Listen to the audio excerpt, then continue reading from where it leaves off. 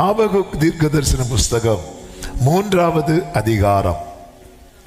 ஆபகுக் 3வது அதிகாரம் அதனுடைய 13வது வசனமும் 16வது வசனமும் வாசிக்க கேட்கலாம். உமது ஜனத்தின் ரட்சிப்புக்காகவும் நீர் அபிஷேகம் பண்ணுவித்தவனின் ரட்சிப்புக்காகவுமே நீர் புறப்பட்டீர். கழுத்தளவாக அஸ்திபாரத்தை திறப்பாக்கி துஷ்டனுடைய வீட்டிலிருந்த தலைவனை வெட்டினீர். நான் கேட்டபொழுது என் குடல் குழம்பிற்று. அந்த சத்தத்துக்கு என் உதடுகள் துடித்தது. என் எலும்புகளில் உக்கல் உண்டாயிற்று. என் நிலையிலே நடுங்கினே. ஆனாலும் எங்களோட எதிர்க்கும் ஜனங்கள் வரும்போது இக்கட்டு நாளிலே நான் இளைப்பாறுதல் அடைவேன். கரங்களை உயர்த்தி ஹல்லேலூயா. இதனால் பேசும்படி ஆவியானவர் சிந்தையிலே கொண்டு வந்த வார்த்தை, உமது ஜனத்தின் ரட்சிப்புக்காகவும் நீர் அபிஷேகம் பண்ணுவித்தவனின் ரட்சிப்புக்காகவுமே நீர் புறப்பட்டீர். கர்த்தர் நாம பாடணும், எழுந்தருளும் ஆண்டவரே. கர்த்தர் புறப்படுகிறார் அவருடைய ஜனத்தின் ரட்சிப்புக்காக, விடுதலைக்காக, மீட்புக்காக. அதற்காக அவர் செய்கிற செயல்தான் ஆமென் ஜனத்தை சிறைப்பிடித்திருந்த ஆமென் என்ன வந்தாலும் விடமாட்டோம் என்று கெட்டியாய் பிடித்திருந்த சத்துருவை கர்த்தர் என்ன செய்தார் தெரியுமா? கழுத்தளவாய் அஸ்திபாரத்தை திறப்பாக்கி துஷ்டனுடைய வீட்டில் இருந்த தலைவனை வெட்டினார். என கேட்டுக்கொண்டிருக்கிற ஒவ்வொருவருக்கும் சொல்லுகிற செய்தி, ஆமென், தேவ பிள்ளைகள் அபிஷேகம் பண்ணப்பட்டவனுடைய ரட்சிப்பை கர்த்தர் மிகவும் விரும்புகிறவர். அதாவது ரட்சிப்பை விரும்புகிறவர், ஜனத்தின் ரட்சிப்பை விரும்புகிறவர். ஆமென். எல்லா மனுஷனும் எதை ரொம்ப மதிப்பான் தெரியுமா? எதை ரொம்ப மதிப்பீங்க? பணமானா அதுக்கப்புறம் பணம். எல்லாரும் மதிக்கிறது எதை தான்? உயிரை. உயிர் அது மட்டும் ஹல்லேலூயா வரமாட்டேங்குது. எல்லாருமே மதிக்கிறது உயிரை மட்டும்தான். ஹல்லேலூயா. என் மகனே, உனக்கு பதில் நான் செத்தேனானால் நலமா இருக்கும்னு சொன்னது யாரு? தாவீது. செத்தாரா? மாட்டாரு, அழுவாரு. அழ மட்டும் முடியும், நம்மெல்லாம் சொல்ல மட்டும் முடியும். எல்லாரும் மதிக்கிறது உயிரை. ஆமென். ஆனா இயேசு அவருடைய உயிரை மதிக்கல, அதை கொடுக்கிறார். அப்போ ஆண்டவர் தம்முடைய உயிரை விட எதை மதிக்கிறார் தெரியுமா? சால்வேஷனை, ரட்சிப்பை. ஆமென். எனக்கு ஏன் இந்த ரட்சிப்பு கிடைத்தது என்றால், அதை நான் ரட்சிக்கப்பட வேண்டும், நாம் ரட்சிக்கப்பட வேண்டும் என்பதை ஆண்டவர் ரொம்ப ரொம்ப நினைக்கிறார், ரொம்ப மதிக்கிறார். எனவேதான் அவர் என்ன பண்றார் தெரியுமா? இதுக்கு என்ன கொடுத்தா தான் கிடைக்கும்? என் உயிரை கொடுக்கணும், கொடுக்கிறேன். அப்படிதான் அவர் தம்முடைய ஜீவனை கொடுத்தார். தேசத்துல ஆமென் ஜனம் சிறையிருப்பு, பலவிதமான சிறையிருப்பு. ஆமென். இந்த நிலையெல்லாம் கர்த்தர் மாற்றும்படிக்கு தேவன் புறப்படுகிறார். சத்தமா ஆமென் சொல்லுங்க பார்க்கலாம்.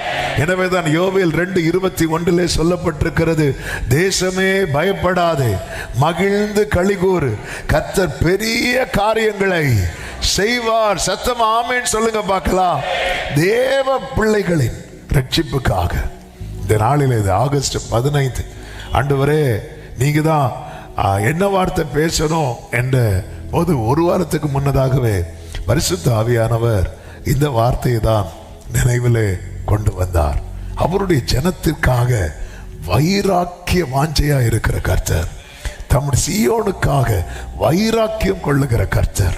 வேதத்திலிருந்து இஸ்ரவேலர் எகிப்திலிருந்து மீட்கப்பட்ட சம்பவத்தை எல்லாம் தெரிந்த காரியமானாலும் அதை முன்வைத்து ஆமென் சில காரியங்களை சொல்லி ஜெபிக்க விரும்புகிறேன்.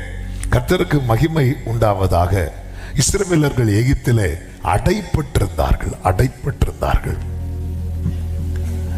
கர்த்தருக்கு மகிமை உண்டாவதாக. யாக்கோபு எகிப்துக்கு குடும்பமாய் போகும்போது 70 பேரா போறார். யாக்கோபின் குடும்பம் 70, யோசேப்பின் குடும்பம் 4. 70 4 74 இவ்வளவுதான். பிரச்சனையே இல்லை. இஸ்ரவேலர்கள் கொஞ்சமா இருக்கும் வரைக்கும் பிரச்சனையே இல்லை.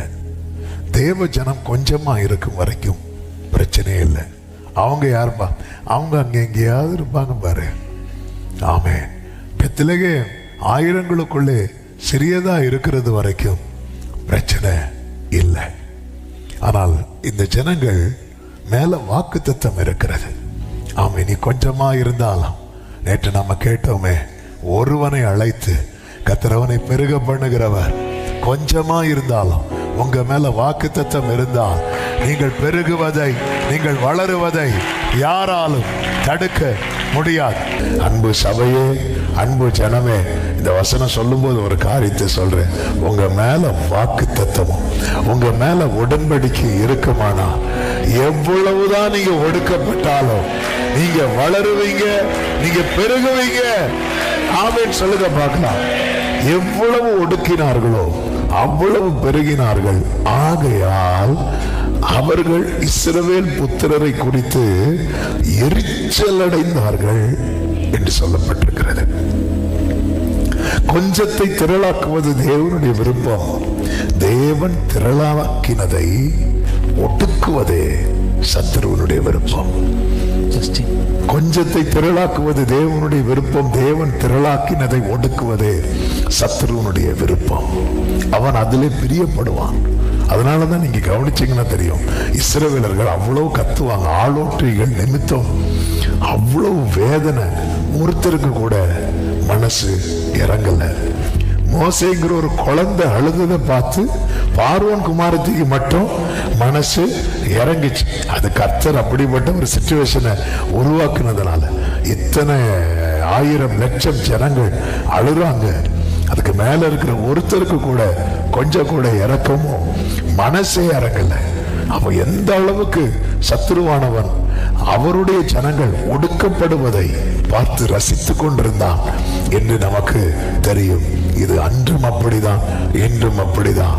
ஆனால் ஒரு சத்தியம் என்னவென்றால், அன்று வெற்றி சிறந்தது, சத்துரு அல்ல, கர்த்தர். அதே போலதான் இன்று வெற்றி சிறக்கிறது, கர்த்தர். கொஞ்சமா இருக்கிறது வரைக்கும் பிரச்சனை இல்லை. இவங்க அதை 70 அது ஒரு 100 ஆனா கூட பிரச்சனை இல்லை. இப்ப தேசத்துல எங்க பார்த்தாலும் ஆண்டவரை ஆராதிக்கிறவங்க தான் இருக்கிறாங்க, ஜெபிக்கிறவங்க தான் இருக்கிறாங்க, துதிக்கிறவங்க தான் இருக்கிறாங்க. இதுதான் தாங்க முடியல. எப்படியாவது ஒடுக்கணும், ஏதாவது வகையில ஒடுக்கணும்.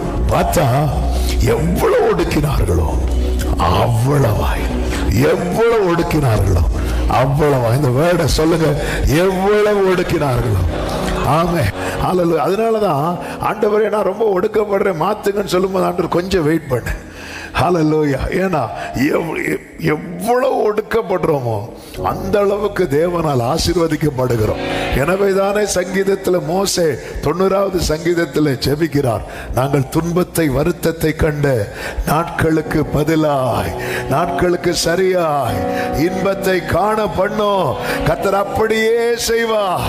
தேவரீர் எங்களை சிறுமைப்படுத்தின நாட்களும் நாங்கள் துன்பத்தை கண்ட வருஷங்களுக்கும் சரியாய் எங்களை மகிழ்ச்சியாக்கும். எத்தனை பேர் நம்புறீங்க? கர்த்தர் அப்படிப்பட்ட கிரியை செய்யும்படி அவர் புறப்படுகிறார், புறப்படுகிறார். நம்முடைய தனிப்பட்ட வாழ்க்கையில இது புரிந்து கொள்ள வேண்டும். ஆமே. கொஞ்சமா இருக்கிறது வரைக்கும் பிரச்சனை இல்லை. யோசேப்பு பாருங்க, யோசேப்பு குறித்து வேதம் சொல்லுகிறது, அவன் கனித்தரும் செடி, அவன் கொடி சுவர் மேல் படரும் என்று சொல்லப்பட்டிருக்கிறது. எப்பொழுது அவன் கொடி சுவர் மேல் படறினதோ அதன் பிறகு சொல்லப்பட்டிருக்கிறது சங்கீதம் 49:23 வில் வீரர் அவனை மனமடிவாக்கி என்று சொல்லப்பட்டிருக்கிறது. வில் வீரர் மனமடிவாக்குவாங்க. ஏன் மனமடிவாக்குனாங்க? கொடி என்ன பண்ணுது? சுவர் மேல படருது. அவ சுவர் மேல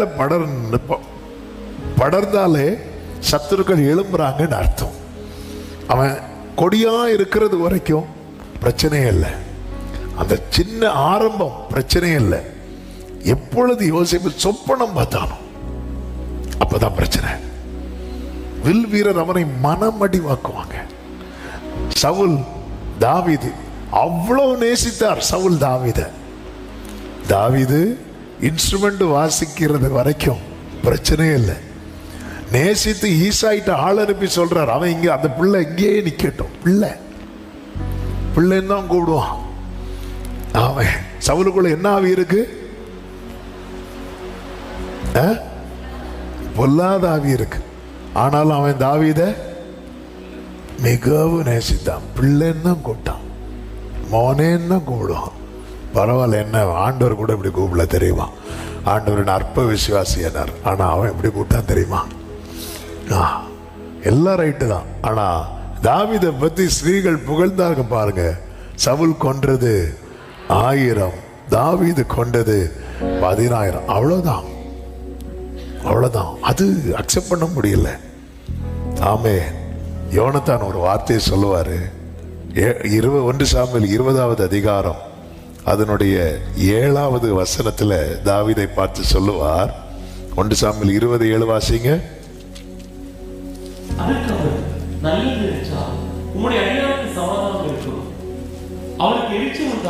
இந்த பையனை கவனிக்கணும். அவருக்கு எரிச்சல் உண்டானால் அவராலே பொல்லாப்பு தீர்மானிக்கப்பட்டிருக்கிறது என்று அறிந்து கொள். எரிச்சல் உண்டானால், அவன் எரிச்சல் ஒருவனுக்குள்ளே வரும்போது அவனால என்ன தீர்மானிக்கப்படுது தெரியுமா? பொல்லாப்பு. சத்துருவுக்கு எரிச்சல் வரும்போது அவன் என்ன பண்ணுகிறான்? பொல்லாப்பை இவனுக்கு எப்படி இவனை விழத்தள்ளலாம், எப்படி கீழே தள்ளலாம். நல்லா புரிஞ்சுக்கோங்க.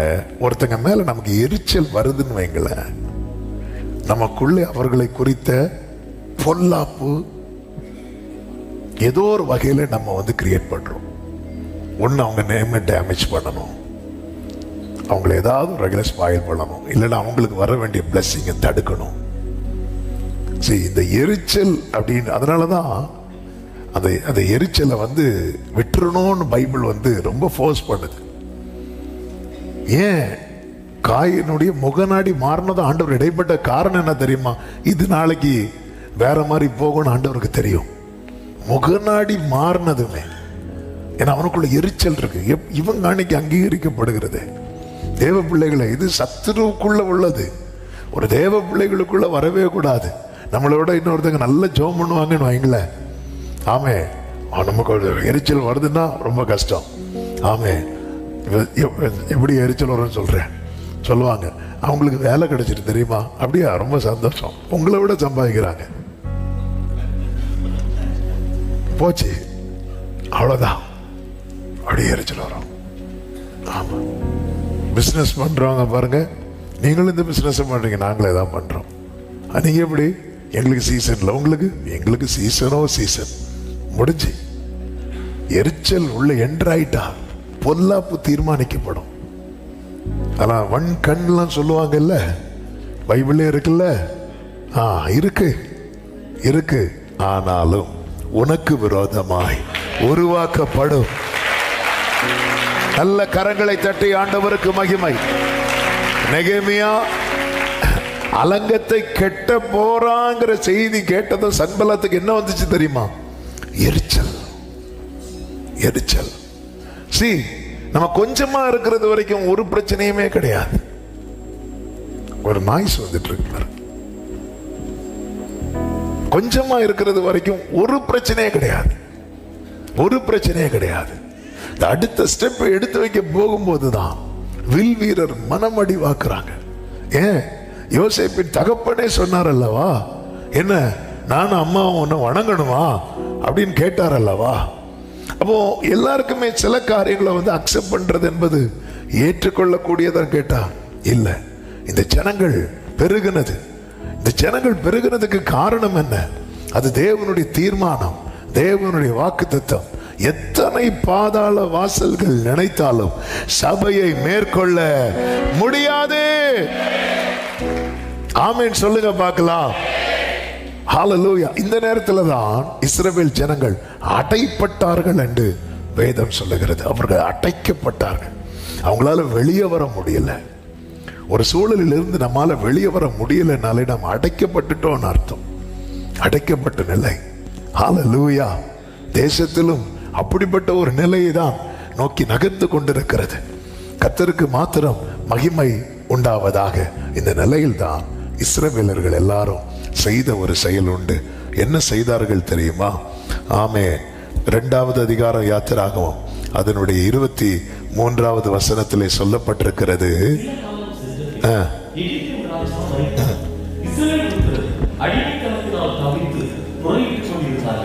அவர்கள் முறையிட்டு கொண்டிருந்தார்கள். முறையிட்டார்கள் என்றல்ல, முறையிட்டு கொண்டிருந்தார்கள். எதுவரைக்கும் முறையிட்டு கொண்டிருந்தார்கள்?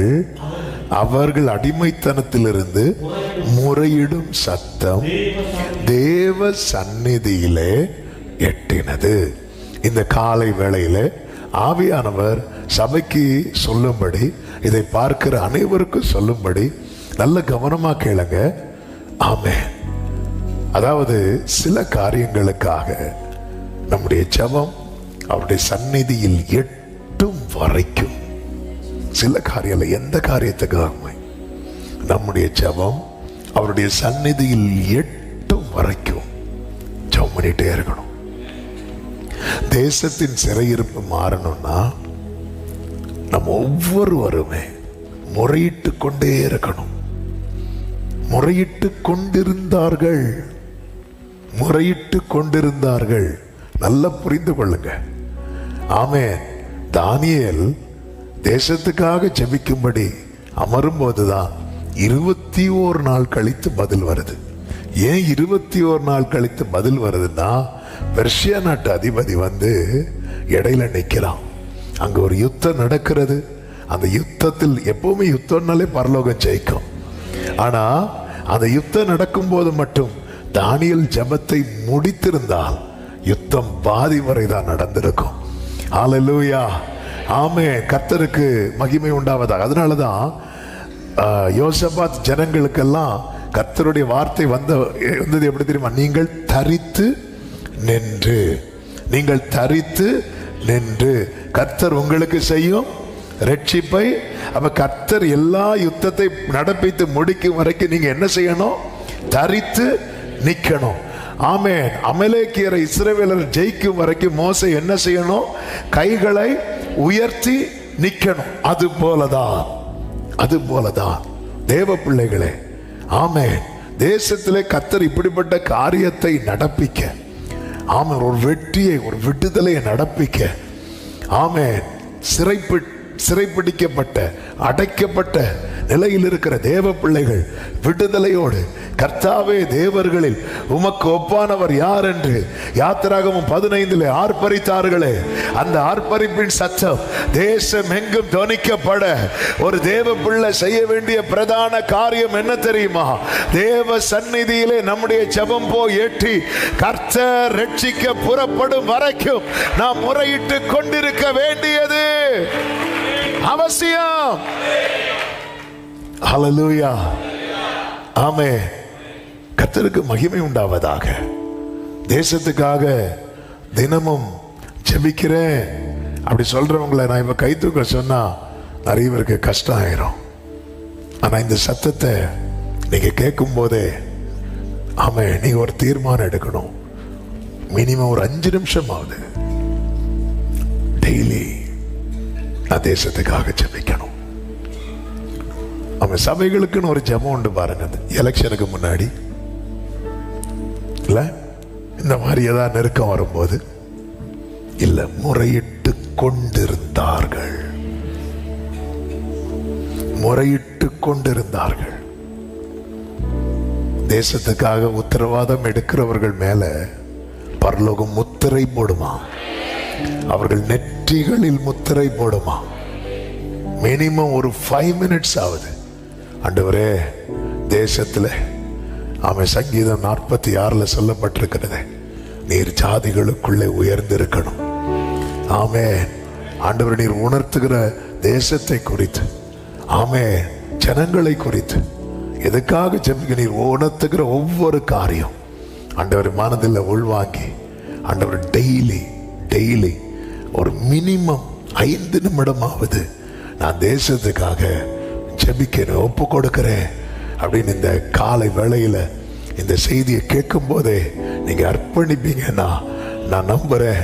நான் இயேசுவின் நாமத்துல சொல்றேன், நீங்க அர்ப்பணிக்கிற மாத்திரத்துல உங்க மேல பரலோக பார்வை விழுகிறது. ஆமென். முறையிட்டு கொண்டே இருந்தார்கள். நமக்கு நினைக்கல நம்ம எல்லாம் ஜெபம் பண்ணா யாரு கேட்பா? எலியா அப்படிதான் நின்னாரு. நான் மட்டும்தான் இல்லை, எலியாவே 7000 பேர், 7000 பேர். நீ அந்த மலையில நிற்கும் போது ஒரு மகத்துவமான கிரியை நடக்கிறதுக்கு காரணம் நீ மட்டும் இல்ல, உனக்கு தெரியாத எனக்கு மட்டும் தெரிந்த 7000 பேர். ஹல்லேலூயா. நாம எலியாவை போல ஃபேமஸ் ஆகலைன்னாலும் பரவாயில்ல, அவருக்கு மட்டும் தெரிஞ்சா போதும். ஆமென் சொல்லுங்க பார்க்கலாம். சுவிசேஷ பாரம் ஒன்றே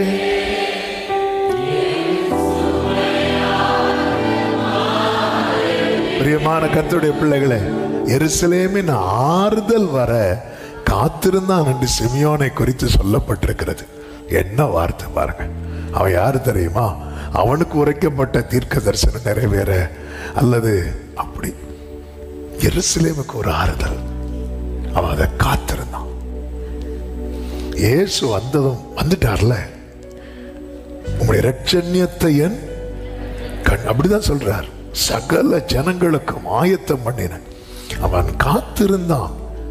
அதனால பைபிள் வந்து அவனை எப்படி எழுதுதுன்னா, அவன் நீதியும் தேவ பக்தியும் உள்ளவன்.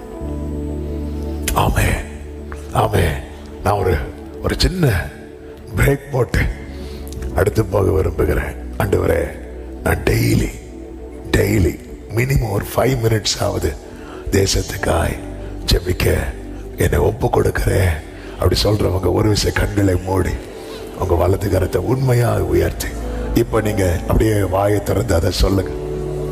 வாயை திறந்து சொல்லணும், சும்மா கை தூக்க கூடாது. நான் டெய்லி ஆண்டவரே ஒரு 5 minutes ஆவது தேசத்துக்காக நான் எதுக்காக ஜெபிக்கணும் நீங்க உணர்த்தணும்ப்பா. ஆண்டவரே, நீர் உணர்த்துகிற காரியங்கள் ஆண்டவரே டெய்லி ஒரு நாள் கூட இது தடைபற்ற கூடாதப்பா. ஆண்டவரே, மினிமம் 5 minutes நீங்க இப்படி அர்ப்பணிப்போடு செய்து பாருங்க. அல்லது உங்களுக்குள்ள அந்த ஜெபத்தின் ஆவி, அந்த விண்ணப்பத்தின் ஆவி, அந்த கண்ணீரின் ஆவியை ஆன்லைன்ல பார்க்கிறவர்களே சேர்த்து தான் பேசி கொண்டிருக்கிறேன். டெய்லி ஒரு மினிமம் 5 minutes ஆவது நான் தேசத்துக்காக ஜெபிப்பே. தேசத்தின் விடுதலைக்காக, தேசத்தின் ரட்சிப்புக்காக, கர்த்தர் ஜாதிகளுக்குள்ளே உயர்ந்திருப்பதற்காக, பூமியிலே உயர்ந்திருப்பதற்காக, பூமியின் கடைமுனை மட்டும் யுத்தங்கள் ஓய்வதற்காக ஆமென் நான் ஜெபிப்பேன். ஆமென் சொல்லுங்க பார்க்கலாம். ஆமென். திறப்பில் நிக்கணும்னா என்ன அப்படின்னா, அந்த உத்தரவாதத்தை எடுத்து ஜெபிக்கிறது. எங்க திறப்பு இருக்கு அதுல போய் நிக்கிறது அப்படி இல்லை, உத்தரவாதம் எடுத்து ஜெபிக்கிறது. ஆண்டவருக்கு இது தேவை. ஆமென். நீ உண்மையிலே இவ்வளவு பேர் கை தூக்குறீங்க, ஆன்லைன்லயும் அநேகர் இதை அர்ப்பணித்திருப்பார்கள் என்று நான் நம்புகிறேன். இந்த செய்தி ப்ரிப்பேர் பண்ணும்போது லாஸ்ட்ல தான் இந்த ப்ரேயர் ஆண்டவர் வந்து பண்ணும்படி ஏவினார். அப்படியே டைப் பண்ணி வச்சிருந்தேன். மினிமம் 5 minutes ஆகும். ஏன்னா இந்த வார்த்தை வந்து ரொம்ப பேசிக்கொண்டே இருந்தது. முறையிட்டு கொண்டிருந்தார்கள். இந்த வார்த்தை பேசிக்கொண்டே இருந்தது. சில காரியத்துக்காக அவங்கள ரொம்ப ஜோமன வச்சுட்டே இருக்கிறார். ஆமென். அவர் வந்து ஆயத்தம் பண்றது, இத்தனை வருஷம் சிமியோனை காத்திருக்க வைத்திருது அவனுக்கு ஆயத்தம் பண்ணினதை பார்க்கல, சகல ஜனங்களுக்கும் ஆயத்தம் பண்ணினதை பார்க்க. 2 பேருக்கு சமைக்க எவ்வளவு நேரம் ஆகும்? ஆமே, கொஞ்ச நேரம் இல்ல. 200 பேருக்கு சமைக்க கொஞ்சம் கூட, 2000 பேருக்கு சமைக்க ஆமா கொஞ்சம் கூட ஆகும்ல, டைம் எடுக்கும்ல ப்ரிப்பேர் பண்ண. அது போலதான் ஆண்டவர் உங்களை ரொம்ப நாள் ஜோமன வச்சுட்டே இருக்கிறாரா? அவர் ஆயத்தம் பண்ணினது ஒரு சிறு கூட்டத்துக்கு அல்ல, ஜெபித்து கொண்டே இருக்க வைக்கிறார். ஆமென் சொல்லுங்க பார்க்கலாம். அதாவது யோவானுடைய தகப்பன் சகரியா, எலிசபெத், இவர்களுக்கு ஒரு பிள்ளை கொடுக்கணும்னா வயசாகிறது வரை காத்திருக்க வைக்க வேண்டிய அவசியம் இல்லை. ஆனா இவங்க 2 பேரும் வயசாகும் போது கர்த்தர் சகரியாட்ட என்ன தூதனை வச்சு சொல்லுவார் தெரியுமா? தகுந்த காலத்தில் அப்படிம்பார். தகுந்த காலத்தில் நிறைவேறும் போகிறது. என்னண்டு இதா தகுந்த காலம்? ஆண்டவரே, ஒரு லாஜிக் வேண்டாம் ஆண்டவரே. ஆமே. என்ன தகுந்த காலம்? ஏன் இப்படி சொல்ல காரணம்? அப்பதான் ஆமே கர்த்தருக்கு மகிமை. இவங்களுக்கு வயசாச்சு உண்மைதான். ஆனா யோவான் எதற்காக ஆண்டவர் அனுப்பினாரோ அந்த வயசு ஆகல. ஆமென். அவர் யாருக்கு முன்னாடி போகணும் தெரியுமா? இயேசுவுக்கு முன்னாடி போகணும். அதனாலதான் அவன் பிறப்பு நிமித்தம் உனக்கு சந்தோஷம் உண்டாகும். உனக்கு மட்டும் இல்ல, அநேகருக்கு சந்தோஷம். இந்த காலை வேளையில சிலரோடு இந்த வார்த்தை இயேசுவின் நாமத்தில் தீர்க்க தரிசனமாய் சொல்லுகிறேன். நீங்க ஜெபித்து நிறைய காரியம் வாங்கிட்டீங்க. ஆனா சில குறிப்பிட்ட காரியத்துக்கு ஜெபித்து கொண்டே இருக்கிறீர்கள். இயேசுவின் நாமத்தில் சில ஒரு நாள் இது தேவ சந்நிதியில் எட்டும். அவர் எழுந்தருளி எழுந்தருளி எழுந்தருளி ஆமென் சொல்லுங்க பார்க்கலாம். ஆமென். ஹல்லேலூயா. ஆண்டவர் எழுந்தருளினார். தேவன் அவர்கள் பெருமூச்சை கேட்டு, யாத்திராகமம் 2:24-25 வாசியுங்கள். அவர்கள் பெருமூச்சை கேட்டு தாம் ஆபிரகாமோடும் ஈசாக்கோடும் யாக்கோபோடும் செய்த உடன்படிக்கையை நினைவு கூர்ந்தார். அடுத்த அதிகாரத்தில் தேவன் எழுந்தருளினதை பார்க்க முடியும். ஆண்டவரே, சிச்சுவேஷன் ரொம்ப மோசமாயிட்டு, சிச்சுவேஷன் கைவிட்டு போச்சு, அதெல்லாம் ஆண்டவருக்கு விஷயம் கிடையாது. ஏசாயா 33வது அதிகாரம் அதனுடைய 9-10 வசனங்களிலே இப்படி சொல்லப்பட்டிருக்கிறது. வாசியுங்கள். தேசம் துக்கித்து விடாய்த்திருக்கிறது. தேசம் எப்படி இருக்கிறது? துக்கித்து விடாய்த்திருக்கிறது. லீபனோன் வெட்கி வாடுகிறது. சாரோன் துக்கித்து விடாய்த்திருக்கிறது, வெட்கி வாடுகிறது, வனாந்திரத்துக்கு ஒப்பா இருக்கிறது, பாழாக்கப்படுகிறது. இந்த நிலை இருக்கும்போதுதான் 10வது வசனத்திலே சொல்லப்படுகிறது, இப்பொழுது எழுந்தருளுவே, இப்பொழுது உயருவே, இப்பொழுது மேன்மைப்படுவேன் என்று சத்தமா ஆமென் சொல்லுங்க பார்க்கலாம். இப்பொழுது ஆமென். ஹல்லேலூயா. எந்த இடத்துல சாத்தியம் இல்லைன்னு இருக்கிறதோ, ஆண்டவர் நம்ம கிட்ட கேட்கறது ஒன்னே ஒண்ணுதான், நீ முறையிட்டு கொண்டே இரு, ஜெபித்து கொண்டே இரு. ஆமென். சோர்ந்து போகாமல் எப்பொழுதும் ஜெபிக்கணும்னு இயேசு ஒரு உவமையை சொல்லுவார் பாருங்க. வருவா அந்த ஸ்தானத்துல சேனாபதியா இருக்கிறவனுக்கு இறக்கம்னா என்னன்னு தெரியாது, ஆனா அவனே இறங்கிட்டான். ஆமென். முறையிட்டு கொண்டே இருக்கணும், ஜெபித்து கொண்டே இருக்கணும். பிரியமான கர்த்தருடைய பிள்ளைகளே, ஆமென். ஆண்டவர் இந்த காலை வேளையில இந்த சத்தத்தை நம்மோடு துணிக்க பண்றாருண்டா ஆண்டவர் நம்ம கிட்ட ரொம்ப எதிர்பார்க்கிறாருன்னு அர்த்தம். ஆமென் சொல்லுங்க பார்க்கலாம். நம்ம பொறுத்த வரைக்கும் நம்ம இந்த பிரச்சனைகளை உள்வாங்காததுனால ஆமென் நம்ம ஒரு செய்தியா பார்த்து விடுறோம். கொஞ்சம் யோசித்து பாருங்க. பேப்பர்ல ஒரு செய்தி பார்க்குறோம்ல, ஒரு ரொம்ப ரொம்ப ஒரு மோசமான செய்தி நடக்குது. ஆமென். இப்போ எவ்வளோ காரியங்கள் இருக்கு. இடையில ஒரு வாலிபனை கூட வந்து விசாரணைங்கிற பேர்ல அடிச்சு என்ன பண்ணிட்டாங்க, கொண்டுட்டாங்க. சரி, அது வந்து நம்ம பார்த்தோம், ஐயோ பாவம், விட்டோம். அந்த நபர் ஒருவேளை நம்மளை சார்ந்த யாராவது இருந்திருந்தா நம்ம அதை பார்த்து விட்டுருப்போமா? அது நம்மளை எவ்வளோ பாதிக்கும்ல, எவ்வளவு பாதிக்கும். ஆமென். அப்படி அது பாதிக்கும் போது உள்ளத்திலிருந்து ஒரு சத்தம் வரும் பாருங்க, அதான் அந்த சத்தம். அதுதான் இஸ்ரவேலருடைய முறையிடுதல். அதனாலதான் பைபிள்ல சொல்லப்பட்டிருக்கு, அவங்க அந்த பெருமூச்சு. ஆமென். அதாவது யாரை அனுப்புவேன், யார் போவாய், நமது காரியமாய் ஆண்டவர் கேட்டதும் ஏசாயாவுக்கு என்ன மேட்டர்னு தெரியல. ஏசாயா வந்து ஆண்டவர் துக்கப்படுறத பார்க்கிறார். அந்த தீர்க்க தரிசன வார்த்தையை 2 விதங்கள்ல பார்க்க முடியும். ஒன்று ஏசாயா சொல்றது, என்னை அனுப்பும். இன்னொன்று பிதாவுடைய துக்கத்தை பார்த்து ஏன்னா ஏசாயா என்ன சொல்லுவார் தெரியுமா? யாரை அனுப்புவேன், யார் போவாய் நமது காரியமாய் என்று சொல்லுகிற ஆண்டவருடைய சத்தத்தை கேட்டதும் அவருடைய நேசகுமாரன் சொல்றேன், அப்பா நான் இருக்கிறேன்ப்பா, என்ன அனுப்புங்கப்பா.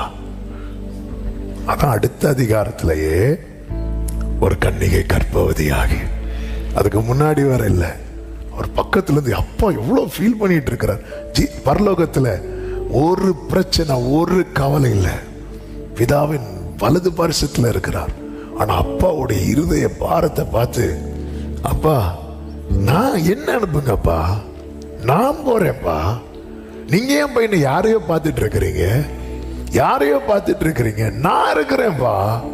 அதனாலதான் அவர் இறங்கி வரும்போது பிதா அங்கிருந்து எப்படி பேசுவார் தெரியுமா? என் நேசகுமாரன், என் நேசகுமாரன், என் நேசகுமாரன். ஹல்லேலூயா. இந்த காலை வேளையில அவருடைய பாரத்தை உள்வாங்கி, அப்ப நான் இருக்கிறேன்ப்பா, நான் இருக்கிறேன்ப்பா. ஹல்லேலூயா. ஆமென் சொல்லுங்க பார்க்கலாம். அதை உள்வாங்கணும். நம்ம தேசத்துக்காக ஆண்டவர் எழுந்தருளிட்டான்னு வைங்களேன், மீதியை கர்த்தர் பார்த்துக்கொள்ள. அதாவது கழுத்தளவாய் அஸ்திபாரத்தை திறப்பாக்கி துஷ்டனின் வீட்டில் உள்ள, அதன் அர்த்தம் என்னன்னா, ஆண்டவர் அவன் சத்துருவை நிர்மூலமாக்கணும்னு நினைச்சிட்டார்னா மேல மட்டும் வெட்டிட்டு போக மாட்டார், வேரோட எடுத்துருவார். அதனாலதான் இன்றைக்கு நீங்கள் காண்கிற எகிப்தியனை இனி என்றைக்கும் காண்பதில்லை. ஆமென். கர்த்தர் அப்படிதான் கை வைப்பார். ஆனா ஆண்டவர் புறப்படணும். ஆண்டவர் பாருங்க, ஒரு மரத்தை இனி ஒரு காலம் கனி கொடுக்காதபடிக்கு பட்டு போன்னு சொன்னார். மேல மட்டும் பட்டு போனா போதல்ல. ஆனா அடுத்த நாள் அது எப்படி பட்டு போச்சு தெரியுமா? அடுத்த நாள் அல்ல, அவர் சொன்ன உடனே பட ஆரம்பிச்சுட்டு கீழே இருந்து ஸ்டார்ட் ஆச்சு, வேரோட பட்டு போச்சு. வேரோட கர்த்தர் கை வச்சா இப்படிதான் இருக்கும். அதனாலதான் எரேமியாக்கு கர்த்தர் சொல்லுவார், பார் பிடுங்கவும் எடுத்து பிடுங்கவும் இடிக்கவும் அழிக்கவும். அப்படிதான் பிடுங்கணும், பிடுங்கினாலே போதப்பா. இடிக்கவும் அழிக்கவும், அதுக்கப்புறம் தான் கட்டவும் நாட்டவும். அப்ப ஆண்டவர் எப்படி செய்யறாரு பாருங்க. அவன் ஒன்னை இடிக்கணும்னு நினைச்சிட்டார்னா அது இல்லாம போக மட்டும் செய்வார். உன்னை நாட்டணும்னு நினைச்சிட்டார்னா அது படறது வரைக்கும் செய்வார். என் ஆண்டவர் ஒன்றையும் பாதியில் முடிக்க மாட்டார். சத்தமா ஆமென் சொல்லுங்க பார்க்கலாம். ஆனா ஒரு தேவ பிள்ளை தேவை. இதுக்குதான் திறப்புல நிக்கிறதுக்கு ஆட்கள் தேவை. முறையிட்டு கொண்டு நம்ம வீட்டில் ஒருத்தங்க சிக்காயிட்டாங்கன்னு வைங்களேன், நைட்டு பிள்ளை அழுதுட்டு இருக்குன்னு வைங்களேன், அந்த பிள்ளை தூங்குறது வரை நம்ம இருந்து ஜெபம் பண்ணிட்டு இருப்போம். கரெக்டா இல்லையா? ஆமென். ஆண்டவரே பிள்ளை அழுகையை நிறுத்தட்டும் இயேசுவின் நாமத்தில் பிதாவே ஆமென். அதை அழுதா அதில் எனக்கு தெரியாது இல்லை, நம்ம உடனே தூக்கி தோல்ல போட்டு அது தூங்குறது வரை நடந்துட்டே இருப்போம். ஏன்னா மறக்கவே முடியாத சம்பவம். நான் பலமுறை சொல்லியிருக்கிறேன். என்னுடைய மூத்த மக பிறந்து ஒரு 5 மாசமோ 6 மாசமோ இருக்கும். அப்போ ஒருத்தங்க ஒரு சண்டேயா சரியா தெரியல, அன்னைக்கு வெளியில சரியான டயர்டு, ரொம்ப டயர்டு. அப்போ நைட்டு ஒருத்தங்க ஃபோன் பண்றாங்க. ஃபோன் பண்ணி, பாஸ்டர் என் பிள்ளைக்கு ரொம்ப முடியல, நீங்க ப்ரேயர் பண்ணுங்க அப்படி சொல்லும்போது, நான் எங்கேயோ போயிட்டு வந்துட்டு இருக்கிற, ரொம்ப டயர்ட். நான் சொன்னேன், நீ கவலைப்படாதீங்க, நான் இன்னைக்கு நைட்டு உங்கள் பிள்ளைக்காக ஜெபம் பண்ணுறேன். என் பிள்ளை தூங்கவே இல்லை பாஸ்டர், 2-3 நாளாக தூக்கமே இல்லை, நைட்டு நான் ஜெபம் பண்ணுறேன் அப்படி சொல்லிட்டு விட்டேன். நான் டயர்டில் என்ன பண்ணிட்டேன், அந்த மேட்ரையே மறந்துட்டு தூங்கிட்டு இருக்கிறேன். நைட்டு ஒரு 1 மணி இருக்கும், 1 மணி 2 மணி இருக்கும். என் பிள்ளை அழ ஆரம்பிச்சா, துடிச்சேன். இவன் ஏன் இப்போ திடீர்னு அழுறான்? ஒன்றும் இல்லை, என்னெல்லாம் அந்த சைடு ரூம் கீழே படுத்துருந்தோம், கொஞ்ச நேரம் வச்சு பார்த்தோம், இல்லை. அப்புறம் பிள்ளைய தூக்கிட்டு வெளியே வந்தேன். நைட்டு அப்படி வெளியே வந்து நடக்கும்போது ஆண்டவர் வந்து அந்த பிள்ளைய ஞாபகப்படுத்தினார்.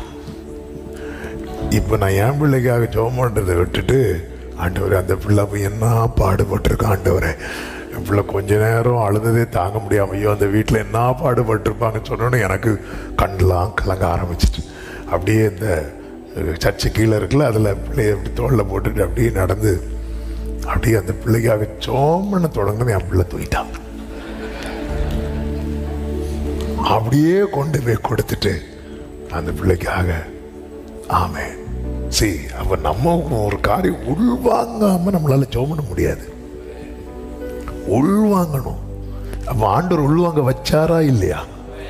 அப்ப நம்ம விட்டு கொடுக்கும் போது வைப்பார். ஆமென். ஹல்லேலூயா. இன்னைக்கு ஒரு பெரிய செய்தியெல்லாம் சொல்லி அதெல்லாம் இல்லை. ஆண்டவர் ஒரு வாரமாவே பாரப்படுத்தி, விசேஷமா நேற்று முந்தின நாள்ல ஆண்டவர் இந்த காரியத்தை, இந்த செய்தியை நான் ப்ரிப்பேர் பண்ணும்போது ஆண்டவர் இதுதான் சொன்னான்.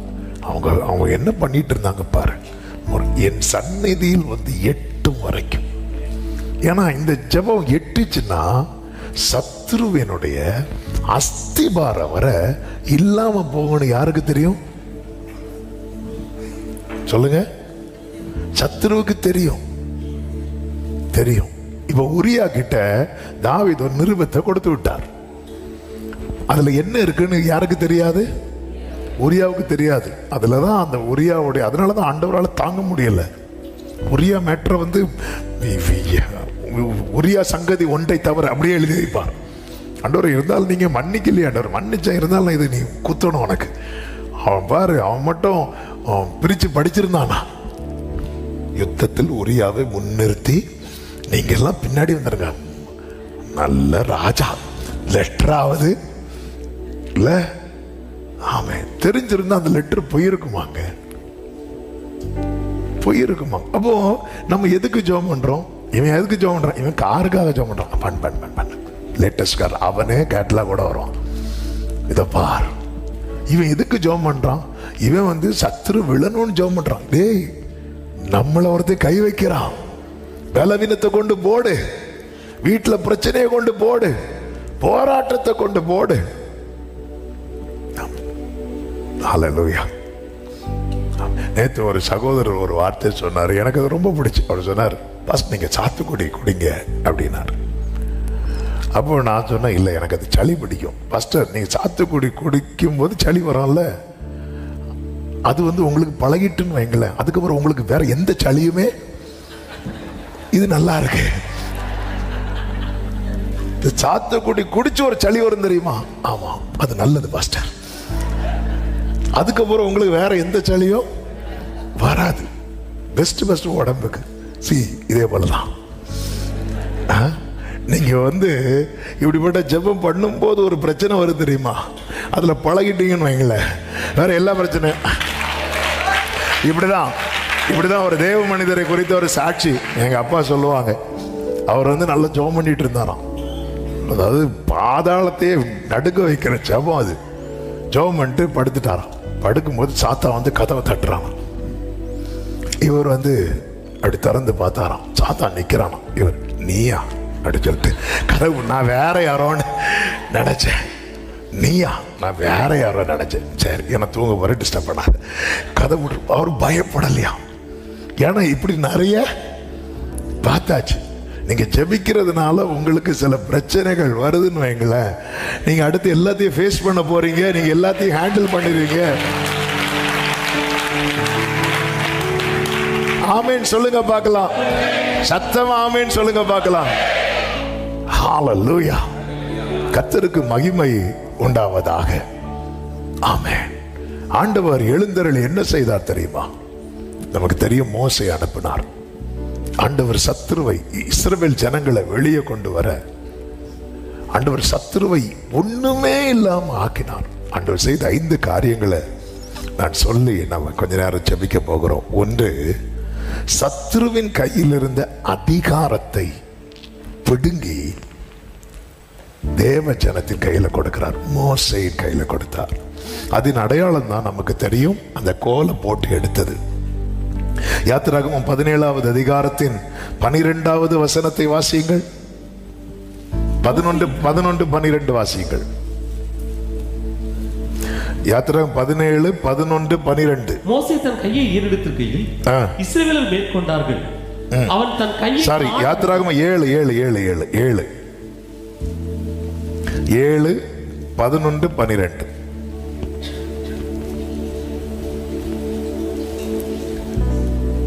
அப்பொழுது பார்வோன் சாஸ்திரிகளையும் சூனியக்காரரையும் அழைப்பித்தான். எகிப்தின் மந்திரவாதிகளும் தங்கள் மந்திர வித்தையினால் அப்படி செய்தார்கள். அவர்கள் ஒவ்வொருவனாக தன் தன் கோலை போட்ட போது அவைகள் சர்ப்பங்கள் ஆகின. ஆரோனுடைய கோலோ அவர்களுடைய கோல்களை விழுங்கிற்று. ஆரோனுடைய கோலோ அவர்களுடைய கோல்களை விழுங்கிட்டு. இது ஏற்கனவே ஒரு விஷயம் சொல்லி இருக்கிறேன். ஆண்டவர் மோசே கிட்ட கோலை போட்டு எடுக்க சொல்லுவார். கோலை போட்டு எடுக்க சொல்லுவார். எதுக்கு கோலை போட்டு எடுக்க சொல்றாருன்னா, மோசையின் கையில அது கோலாயிட்டு, கீழே போட்டது சர்ப்பமாயிட்டு. இதுவரை இந்த அதிகாரம் யார்கிட்ட இருந்துச்சு தெரியுமா? பார்வோன்ட்ட இருந்துச்சு. ஆமே, ஜனங்கள் முறையிட்டு அந்த சத்தம் என் சமூகத்தில் எட்டிட்டு, நான் அதிகாரத்தை அவன் கையிலிருந்து பிடுங்கி உன் கையில கொடுக்க போகிறேன். ஆமென். இயேசுவின் நாமத்தில் இது கர்த்தர் செய்தால் மட்டும்தான். சத்தமா ஆமென் சொல்லுங்க பார்க்கலாம். இதுக்கு ஒரு தேவ பிள்ளை செய்ய வேண்டிய மிகப்பெரிய காரியம் தான் ஜெபம். ஆமே, ஏதோ 2 நாள் ஜெபம் மட்டும் இல்ல, முறையிட்டு கொண்டு ஆண்டவர் அவன் கையிலிருந்து எடுத்து இனி அவனுக்கு அதிகாரம் இல்லை. ஆமே, மோர்தேகாய இல்லாம ஆக்குறதற்கு ஆமான் பல காரியங்களை செய்தான். ஆமானுடைய ஒவ்வொரு செயலும் எப்படி போயிட்டு இருக்குன்னா, கிராஃப் இப்படி போயிட்டே இருக்கும்போதுதான் அவங்க எல்லாம் வாசிக்க ஆரம்பிச்சாங்க, ஜெபிக்க ஆரம்பிச்சாங்க. இப்ப கிராஃப் இப்படி போயிட்டு இருந்தது அப்படி நிக்குது. இப்ப கொஞ்சம் அப்படி டவுன் ஆக ஆரம்பிக்குது. ஆமே, எல்லாமே மாற ஆரம்பிக்குது. ஆமானின் மனைவி ஆமான் இடத்துல சொல்லும் ஒரு வார்த்தை உண்டு.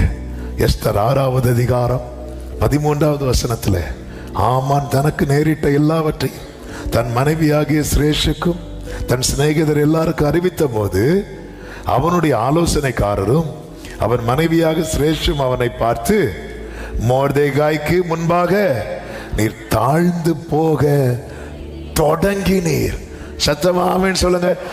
ஆண்டவர் ஃபர்ஸ்ட் தொடங்குவார், ஒரு அப்படியே ஸ்டார்ட் பண்ணுவார்.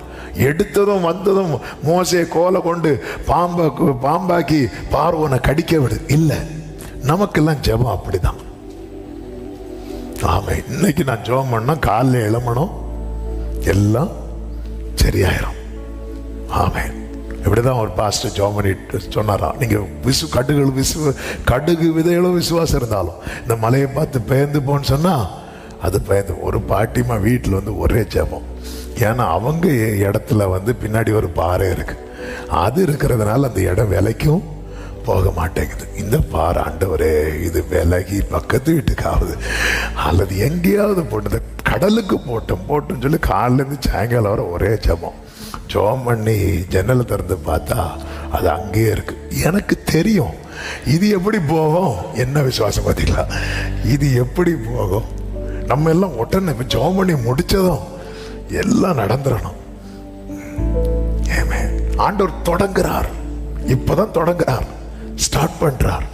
இதுவரை பார்வோன் நினைச்சதுல பார்வோன் கை ஓங்கி இருந்தது.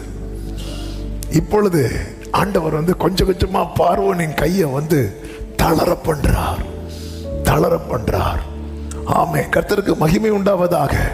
கொஞ்சம் கொஞ்சமாய் பார்வோனின் கையை தளர பண்றார். ஆண்டவர் அப்படிதான் செய்கிறார். அதிகாரத்தை அவன் கையில் இருந்து பிடுங்கி மோசே நீ தான் டிசைட் பண்ணணும். தேவ சமூகத்தில் ஜெபிக்கிறவங்க தான் டிசைட் பண்ணுவாங்க. தேவ சமூகத்தில் நிற்கிறவங்க தான் உத்தரவாதம் எடுக்கிறவர்கள் தான். சத்தமா ஆமென் சொல்லுங்க பார்க்கலாம்.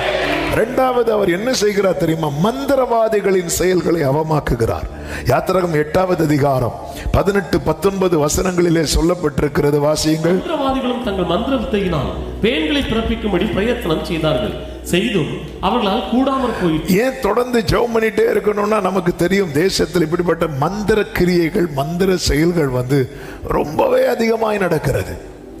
ரொம்ப ரொம்ப அதிகமாய் நடக்கிறது. ஆமென். கடந்த நாள்ல ஒரு சகோதரி சொன்னாங்க, அவங்க வேலையில ப்ரமோஷன் வந்துடக்கூடாது என்பதற்காக அவங்க கூட வேலை செய்கிற ஒரு கிறிஸ்தவ லேடி அவங்களுக்கு அகேன்ஸ்டா மந்திரம் செய்து என்னெல்லாமோ கொண்டு அவங்க உட்கார்ற இடத்துல போட்டுட்டு போனாங்க. இவங்க பார்த்துட்டாங்க. அவங்களும் யாருதான் இன்னைக்கு பாருங்க. அதான் சொன்னேன்ல, அதாவது ஒருத்தங்களோட மேல எரிச்சல் வந்துட்டுன்னு வைங்களேன், சாத்தா நம்மளை டியூன் பண்ண ஆரம்பிச்சிருவான். அவன் கையில் எடுக்க ஆரம்பிச்சிருவான். மந்திர கிரியைகள், ஆமென், அசுத்தாவிகளை கொண்டு செய்கிற கிரியைகள். ஆனா கர்த்தர் எழுந்தருளிட்டார்னா, வேதம் சொல்லுகிறது, மந்திரவாதிகளும் தங்கள் மந்திர வித்தையினால் பேன்களை பிறப்பிக்கும்படி பிரயத்தனம் பண்ணினார்கள். செய்தும் அவர்களால் கூடாமற் போயிற்று. ஆமென் சொல்லுங்க பார்க்கலாம். அப்போ இதுக்கு முன்னாடி செஞ்சது அவங்களால கூடிச்சு. அவங்க என்னெல்லாம் செஞ்சாங்க? தண்ணிய ரத்தமா மந்திரவாதிகள் மாத்தினாங்களா? மாத்தினாங்க. மோசே தவளைய வர வச்சார். மந்திரவாதிகள் செஞ்சாங்களா? செஞ்சாங்க. ஆமென், ஆமென். யாத்திராகமம் 8:7 வாசியுங்கள். மந்திரவாதிகளும் தங்கள் மந்திர வித்தையினால் அப்படி செய்து எகிப்து தேசத்தின் மேல் தவளைகளை வரப்பண்ணினார். தவளை வரப்பட்டாங்களே. இப்ப மோசே தண்ணீரை ரத்தமா மாத்தினார் பாருங்க. இனி 7:22 வாசிங்க. எகிப்தின் மந்திரவாதிகளும் தங்கள் மந்திர வித்தையினால் அப்படி செய்தார்கள். ஆமென். சில பாக்குறாங்க, நல்லா இருக்கே இது. ஹல்லேலூயா. ஆமென். அவங்களும் செஞ்சாங்க. அவங்க எப்போ செய்வாங்க தெரியுமா? ஆண்டவர் கை வைக்கிறது வரைக்கும். ஆண்டவர் கை வைக்கிறது வரைக்கும். தேவ பிள்ளைக்கு விரோதமா சத்துரு, அதாவது உனக்கு விரோதமாய் உருவாக்கப்படும் எந்த ஆயுதமும் சத்துருக்கள் பெருகுறாங்கனாலே அர்த்தம் என்ன தெரியுமா? ஒருத்தனை வச்சு இவனை என்ன பண்ண முடியல, அடிக்க முடியல. அதனால சத்துருக்கள் பெருகுறாங்க. ஒரு தேவ பிள்ளையின் வளர்ச்சி அது. ஒட்டுமொத்த எகிப்தும் அந்த கொஞ்சமா ஜனம் பெருக ஆரம்பிச்சதும் எல்லாருமே அவங்கள ஒடுக்க ஆரம்பிச்சாங்க. எகிப்துல ஒருத்தருக்கு கூட இறக்கம் இல்லை. இந்த ஜனங்க மேல கர்த்தருக்கு மகிமை உண்டாவதாக மந்திரவாதிகள். ஆமென். மோசே 40 வயசுல பண்ண தப்பு என்ன தெரியுமா? ஆளோட்டி அடிச்சான். அதான் தப்பு. ஒரு தேவ பிள்ளை புரிஞ்சு கொள்ளணும், நமக்கு யுத்த மாம்சத்தோடும் ரத்தத்தோட இல்ல. நம்ம இருந்து அரசியல் பேசிட்டு இருக்க கூடாது. இவங்களை விட இவங்க பெஸ்ட், அவங்க இல்ல. கர்த்தர் எல்லாவற்றையும் தீர்மானிக்கிறார். ஆளோட்டிய கை வச்சால மோசைக்கு, அதுக்கப்புறம் எகிப்துல நிக்க முடிஞ்சுதா? நிக்க முடியல. ஆண்டவர் திருப்பி கொண்டு வந்தார் பாருங்க. நீ கைய வைக்க வேண்டியது ஆளோட்டி இல்லப்பா, இதுக்கு பின்னாடி ஒருத்தர் இருந்து கிரியை செய்யறான். அவ்வளவு பேரையும் உள்ளாடி கொண்டு வரார். கொண்டு அவங்கள டம்மி ஆக்குறார். வேதம் சொல்லுகிறது ஏசாயா 19:3, அதனால் எகிப்தியருடைய ஆவி அவர்களுக்குள் என்ன செய்யுமா? சோர்ந்து போகும். அவர்கள் ஆலோசனையை முழுகி போக பண்ணுவேன். உடனே அவங்க என்ன பண்ணுவாங்க? அப்பொழுது விக்கிரகங்களையும் மந்திரவாதிகளையும் சன்னத்தக்காரரையும் குறி சொல்லுகிறவர்களையும் தேடுவார்கள். அப்போ மோசே கோலை போட்டதும் பார்வோன் பார்க்கிறான், என்னது இது? உடனே அவன் யாரை தேடுறான் பாருங்க? மந்திரவாதிகள். அவங்கள கூட்டிட்டு வரான். எகிப்தியரை பார்த்து கற்றுக்கொள்ளணும். அவனுடைய ஆவி சோர்ந்து போனதும் அவன் எதை நம்பி இருக்கிறானோ அதையெல்லாம் தேடுறான். தேவ பிள்ளைகளே, நம்முடைய ஆவி சோர்ந்து போகும்போது நம்ம கர்த்தரை தேடுறோமா? அவர் சமூகத்தை தேடுகிறோமா? அவருடைய ஆலோசனை தேடுகிறோமா? அவருடைய வார்த்தையை தேடுகிறோமா? ஆமென். ஹல்லேலூயா. போய் தெய்வத்துக்கு மெய் பக்தர்கள் பாருங்க, எகிப்தியருடைய ஆவி சோர்ந்து போனது. அவங்க எதெல்லாம் நம்பி இருந்தாங்களோ, விக்கிரகத்தை நம்பி இருந்தாங்க, மந்திரவாதிகளை நம்பி இருந்தாங்க, குறி சொல்றவங்களை நம்பி இருந்தாங்க, இவங்களை எல்லாம் தேடுறாங்க.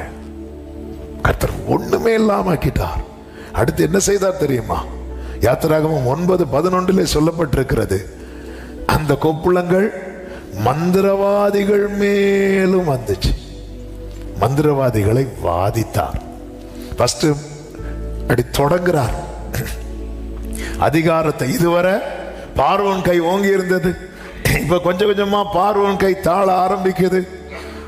ஆமென். தேவ பிள்ளைகளுடைய கை ஓங்க ஆரம்பிக்குது. அடுத்து மந்திரவாதிகளுடைய செயல்கள், அவங்க நிறைய முயற்சி பண்றாங்க, அது எல்லாமே கர்த்தர் வந்து வாய்க்காமல் போக பண்ணினார். அடுத்து அவங்கள முயற்சி கூட பண்ண முடியாத அளவுக்கு பாதித்தார். ஆமென். ஜனங்கள் என்ன பண்ணி கொண்டிருந்தார்கள் சொல்லுங்க? முறையிட்டுக் கொண்டே இருந்தார்கள். நம்ம பிரச்சனை என்னன்னா, அவரை தொடங்க விட்டுட்டு நம்ம வேற எங்கேயாவது போயிரும். ஆமென்.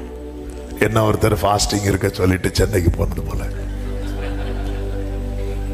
பாஸ்டர் பிரச்சனை, நான் போறேன், நீங்க எனக்காக உபவாசித்து. நான் சொன்னேன், நான் ஜெபம் பண்றேன். இல்லை, நீங்க உபவாசித்து தான் ஜெபம் பண்ணணும். நானும் காலைல ஜெபம் பண்ண 6 மணி ஆச்சு, 7 மணி ஆச்சு, 8 மணி ஆச்சு, 9 மணி ஆச்சு, எனக்கும் பசிக்குது. 10 மணி ஆச்சு. சரி, என்ன நிலவரம்னு ஃபோன் பண்ணி கேட்போம். பாஸ்டர் சொல்லுங்க, என்னாச்சு, ஏன் இப்படி ஒரு மாதிரி வா? என்ன? இல்லை பாஸ்டர், ஆப்பம் மட்டன் சாப்பிட்டு இருக்கிறேன். ஓ, நீங்க ஆப்பம் மட்டன் சாப்பிடுவீங்களா? நாங்க இங்க இருந்து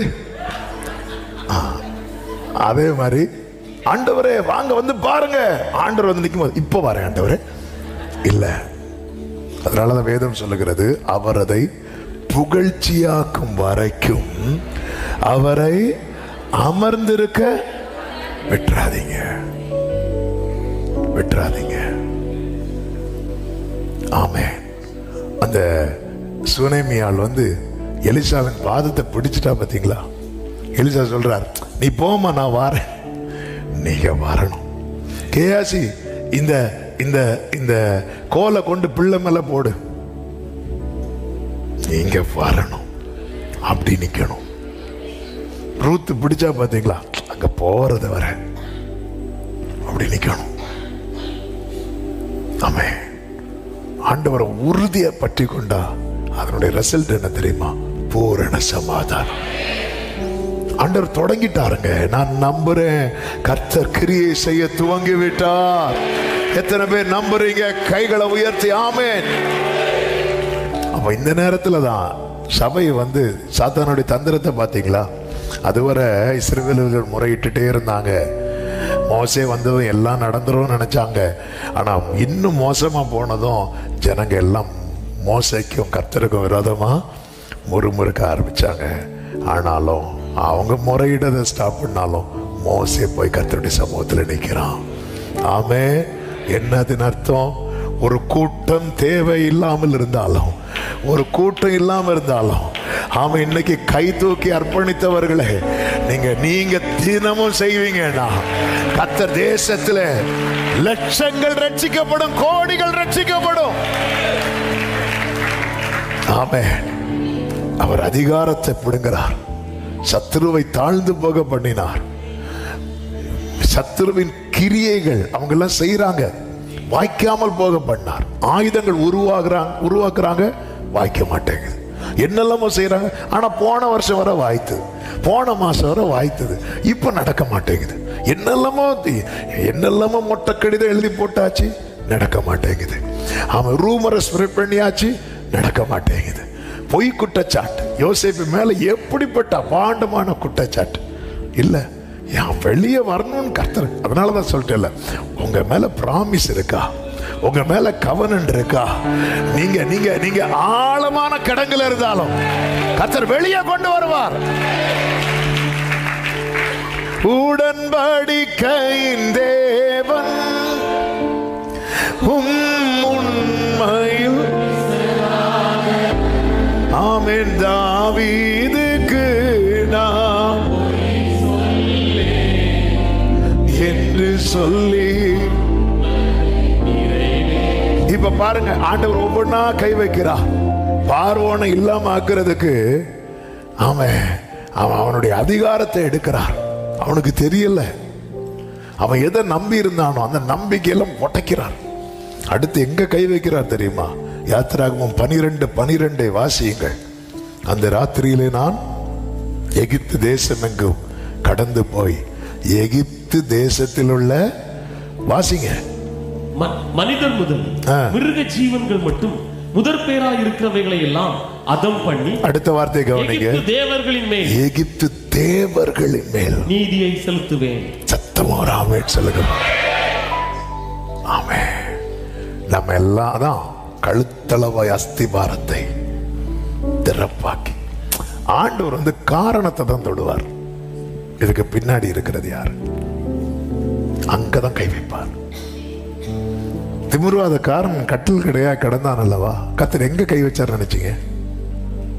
உன் பாவங்கள் உனக்கு அந்த வேறதான் எடுக்கிறார், வேறல தான் கை வைக்கிறார். ஆண்டவருடைய தொடங்கினார் பாருங்க. தொடங்கி ஒவ்வொன்னா அடிச்சு கடைசியில் எங்க வந்துட்டார்னா எகிப்தின் தேவர்கள் பேர்ல. அதனாலதான் இஸ்ரவேலர்கள் எப்படி பண்ணாங்க தெரியுமா? கர்த்தாவே தேவர்களில், அதாவது எகிப்துக்கு நிறைய தேவர்கள், நிறைய வழிபாடு உண்டு. இந்த வாதைகள் இருக்குல்ல, ஒவ்வொரு வாதையுமே எகிப்தியர் எதை கொண்டாடினாங்களோ வழிபட்டாங்களோ அதை அடிக்கிறது. தவளை அவர்கள் வைத்து வழிபட்டார்கள். பேன் நதி, அவங்களுக்கு அது ஒரு புனித நதி, புண்ணிய நதி, நைல் நதி. அதனாலதான் மோசே என்ன சொல்ல தெரியுமா? கோலை ஓங்கி அடிப்பார். ஓங்கி அடி. எப்படி அடிப்பார் தெரியுமா மோசே? அங்க சின்ன சின்ன குளம் நீர்நிலைகள்லாம் இருக்கும்ல, அது எல்லாத்துக்கும் இப்படி கை நீட்டுவார். அப்படி நீட்டுவார். அப்படி நீட்டிங்க பாரு, எங்க அடிக்க போறேன் பாரு. அதாவது புரியும்படி சொல்லணும்னா, அவ்வளோ குட்டி பிசாசுகளுக்கு நேர கை நீட்டி பார், உன் தலையை அடிக்கிறேன் பாரு சொல்லிட்டு ஓங்கி ஒரே அடி. அவ்வளவுதான். இங்க அடிச்சதும் எல்லா இடமும் எப்படி ஆயிட்டு? ரத்தம் ஆயிட்டு. எங்க அடிச்சா மாறோன்னு நமக்கு தெரியாது.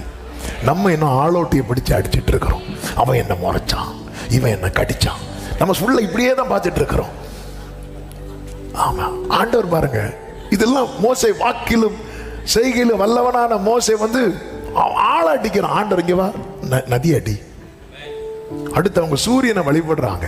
80 வயசு கிழவன் கையில கோலை கொடுத்து சூரியனை பார்த்து இப்படி காட்டுங்கிறார். இப்படி காட்டுற சூரியன் காட்டல 3 நாள். கடைசியில் அவங்களுடைய பெரிய இது என்ன தெரியுமா?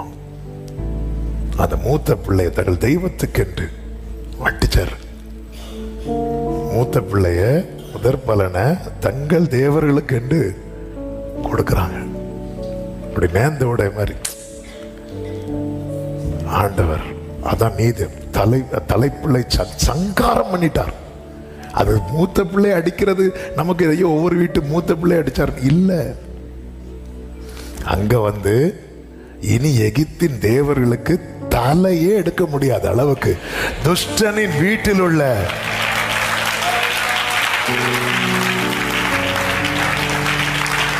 இத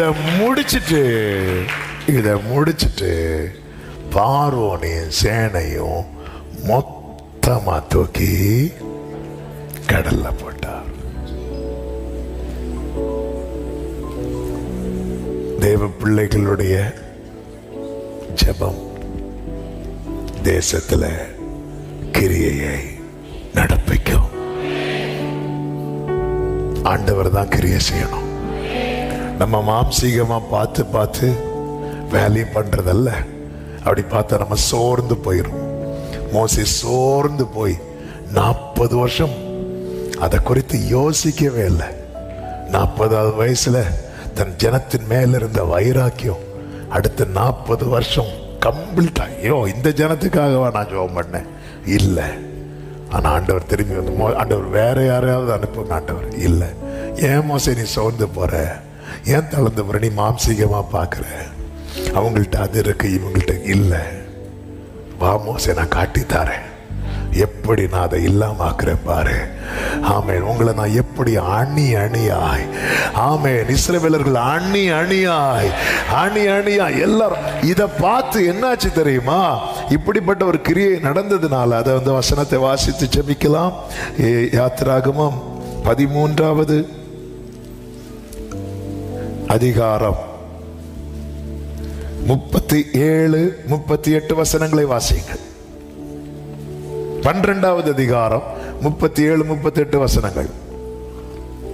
இஸ்ரவேல் புத்திரர் ராமசீசை விட்டு கால்நடையாய் பிரயாணம் பண்ணி சுக்கோத்துக்கு போனார்கள்.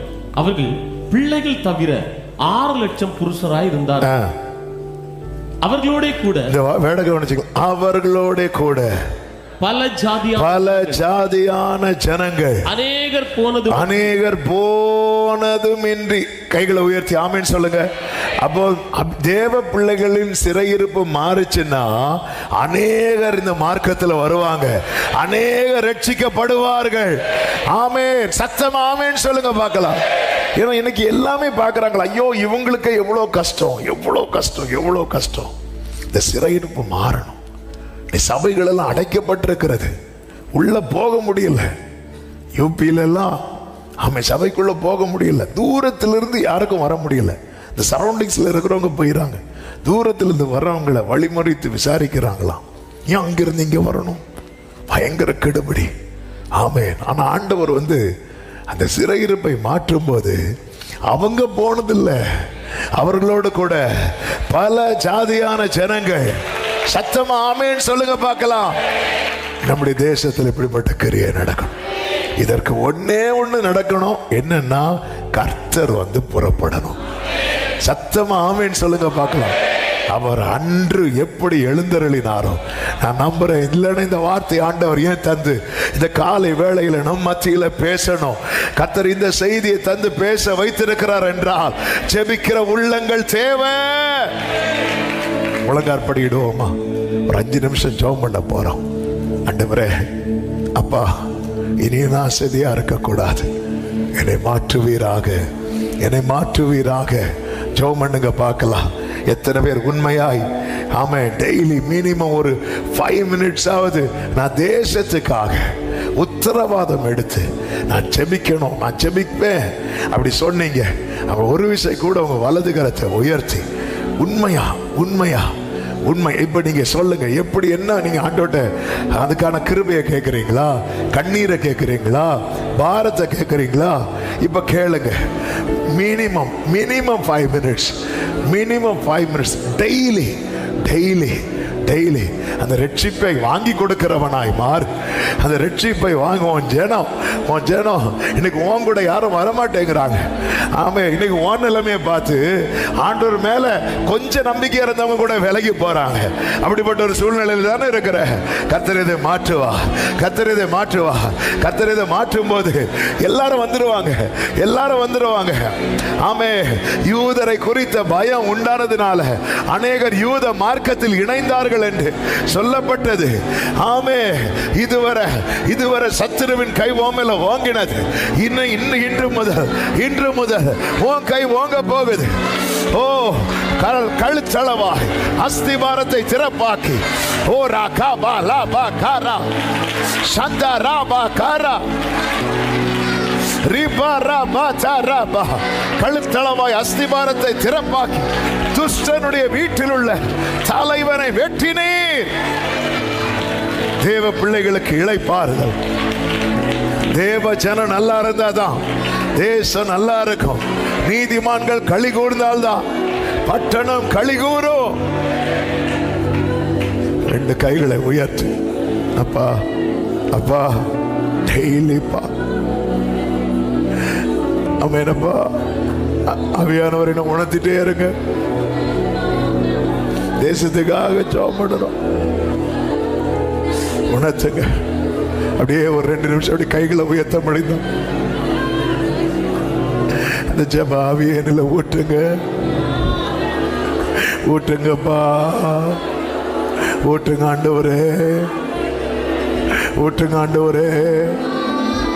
ஊற்றுங்கப்பா. ஜெபிக்க வச்சிருங்கப்பா.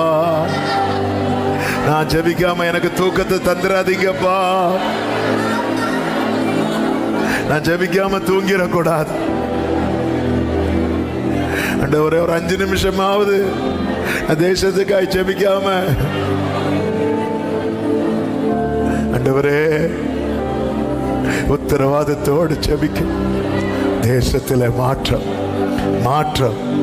ஆமே. எகிப்தின் தேவர்கள் பேரில் நீதியை சரி கட்டின கர்த்தர் நம்முடைய தேசத்தில் அப்படியே செய்வார். கர்த்தரே தெய்வம், கர்த்தரே தெய்வம் என்கிற சத்தம் வெகு சீக்கிரம் தேச எல்லைகளில் தெருக்களில் கேட்க போகிறது, கேட்க போகிறது. நல்ல கரங்களை தட்டி ஒரு 2 நிமிஷம் அந்நிய பாஷை பேசி ஓரா லபா காரா விடாம விடாம விடாம விடாம விடாம விடாம விடாம விடாம விடாம ஓரா மாலா ஜாரா பா சந்தா ரபா.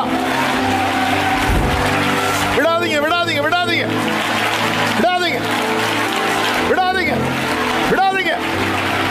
ராலா பா காரா மாமா ரிப்ரா ஜனா. Yes yes yes yes yes. இப்பொழுதே அந்த ஆவியை ஊற்றுகிறான். இப்பொழுதே இப்பொழுதே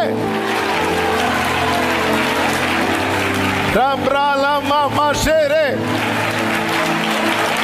எஸ் எஸ் எஸ்.